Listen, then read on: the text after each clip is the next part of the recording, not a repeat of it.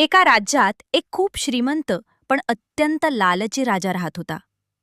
त्याच्याकडे सोने, चांदी, हिरे मोती सगळं काही होतं, पण तरीही त्याला समाधान नव्हतं.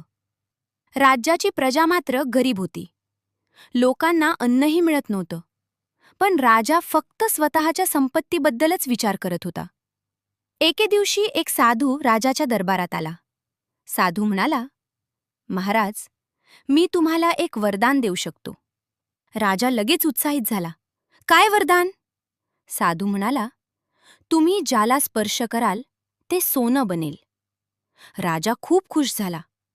दुसऱ्या दिवशी सकाळी राजा उठला आणि त्याने खुर्चीला स्पर्श केला.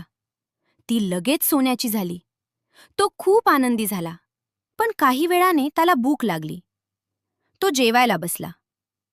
जसं त्याने अन्नाला स्पर्श केला, तेही सोनं बनलं. राजा घाबरला. हे काय झालं? मी खाऊ कसं? तो पाणी प्यायला गेला, पण पाणीही सोनं झालं. राजा आता खूप घाबरला आणि दुःखी झाला.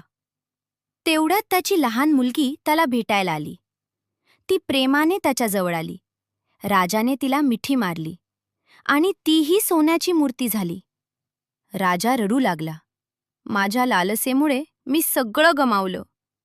राजा लगेच त्या साधूकडे गेला आणि म्हणाला, मला हे वरदान नको. मला माझं कुटुंब आणि साधं आयुष्य परत हवं आहे. साधू म्हणाला, लालच माणसाला आंधळ करतं, पण तुला आता तुझी चूक कळली आहे. साधूने त्याचं वरदान परत घेतलं. राजाची मुलगी पुन्हा जिवंत झाली आणि सगळं पूर्वीसारखं झालं.